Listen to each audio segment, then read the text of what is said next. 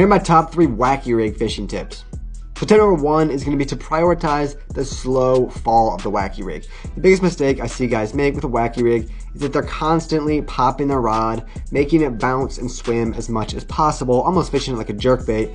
But although that looks very cool to us, the most appealing part of the wacky rig to a bass is just the slow fall as it shimmies down in the water.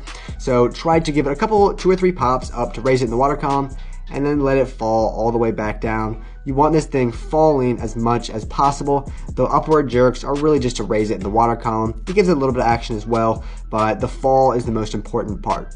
And tip number 2 is going to be to fish your wacky rigs near some sort of structure as opposed to out in maybe open water. It's just a very slow technique, especially when you are prioritizing that fall. It doesn't cover a lot of water, so if you're in open water, it's just very slow and inefficient. So you want to be fishing this like next to a laydown, next to a dock, next to some grass. You're not casting it into that stuff because it will get snagged, but you're just letting that slow fall next to the piece of cover, draw the bass out, and they'll come eat it. And then tip number 3 is going to be to use a actual wacky rig or little finesse hook. Of course, we've all taken just a EWG or offset worm hook and thrown it on a wacky rig and caught bass.